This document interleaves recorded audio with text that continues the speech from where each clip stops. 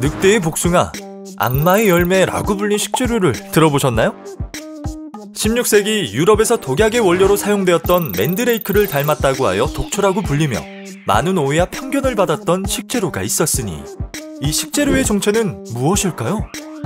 바로 토마토입니다. 토마토는 불룩한 열매를 뜻하는 멕시코 인디언의 말 토마틀에서 유래되었는데요.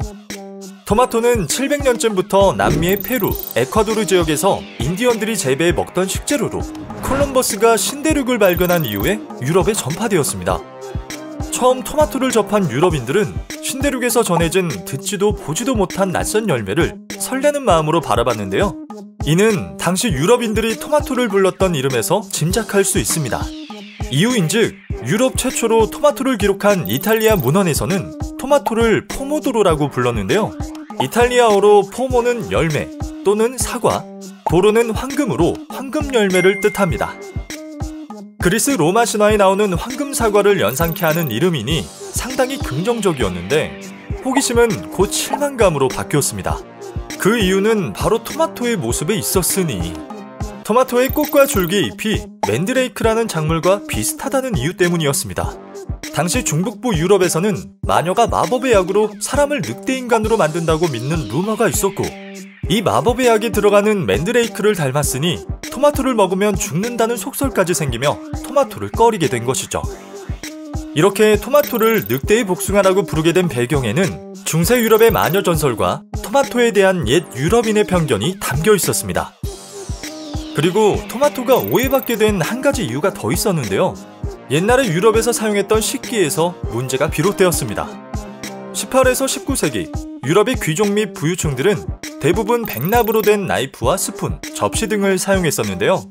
식기의 주성분인 납과 토마토가 갖고 있는 산이 만나면서 납을 비롯한 독성 물질이 더 많이 배출되어 중독 현상을 일으켰는데 당시 사람들은 그 원인이 백납 식기가 아닌 토마토라고 생각했답니다. 이 때문에 16세기 초 유럽에 토마토가 전해진 이후 19세기 초까지 거의 300년 동안 유럽과 미국에서는 토마토에 독이 들어있다고 강하게 믿었습니다. 이렇게 오랜 세월 극심한 오해와 편견에 시달리며 배척당했던 토마토는 언제부터 흔히 먹을 수 있는 식재료가 되었을까요? 이와 관련한 재미있는 일화가 있었으니 1820년 미국의 육군대령 로버트 존스는 원예학회 회장으로서 토마토가 인체에 무해하다는 사실을 알고 있었고 이에 대한 편견을 깨고자 뉴저지주 셀럼 재판소 앞에서 토마토를 공개 시식할 것을 발표했는데요. 그가 토마토를 먹는다는 소문을 들은 이웃 주민들은 그를 위한 장례식을 준비했고 그가 토마토를 한 입 베어 문 순간 비명을 내지르며 실신한 사람도 있었습니다. 이날 그가 먹은 토마토만 무려 24kg. 사람들의 우려와 달리 그는 당연하게도 아무 일도 일어나지 않았고 이때부터 미국에서는 점차 토마토를 먹기 시작했답니다. 이렇게 한때 역사 속에서 악마의 열매라며 푸대접을 받아왔던 토마토는 오명을 벗어던지고 지금은 미국 타임지가 선정한 10대 슈퍼푸드, 21세기 최고의 식품으로 불리며 토마토가 빨갛게 익어가면 의사의 얼굴은 파랗게 질린다라는 말이 생겨났을 정도로 토마토에 대한 인식이 확연하게 바뀌었습니다. 잘 익은 토마토에는 붉은색을 내는 성분인 라이코펜이 풍부하게 들어있는데요.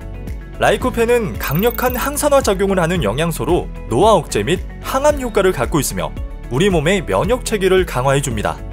또한 토마토는 칼륨이 풍부하여 체내 나트륨 배출을 도우며 루틴 성분이 함유되어 있어 혈관을 튼튼하게 하고 혈압을 낮춰줍니다.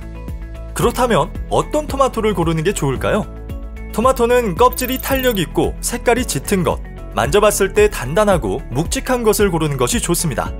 또 꼭지가 싱싱하고 모양이 둥글고 일정하며 표면이 매끄럽고 껍질에 윤기가 흐르는 것이 신선한 토마토입니다. 토마토를 상온에 저장할 경우 바구니에 담아 통풍이 잘 되는 곳에 두고 냉장 보관 시에는 채소 칸을 이용하는 것이 좋습니다. 완숙되지 않은 토마토를 냉장고에 넣을 경우에는 냉기가 향을 파괴하고 숙성을 방해하므로 신문지에 싸거나 종이봉투에 넣어 상온에 두는 것이 좋습니다. 껍질을 쉽게 벗기기 위해서는 밑부분에 십자로 칼집을 낸 후 끓는 물에 살짝 데쳐 껍질을 벗겨낸 후 사용하는 것이 좋은데요. 토마토의 씨를 제거할 때는 토마토를 반으로 가른 후 숟가락으로 부드럽게 긁어주면 됩니다. 우리나라에서는 토마토를 주로 생과로 섭취하는데요. 토마토는 가열해서 먹을 때 항산화 물질인 라이코펜의 흡수율이 높아지며 단맛이 강화되므로 가열해서 먹는 것이 맛과 영양을 극대화할 수 있습니다. 생으로도 먹고 피자, 파스타, 수프 등 다양한 요리에 사용되는 토마토. 지금까지 몰라도 맛있지만 알면 더 맛있는 토마토 이야기였습니다.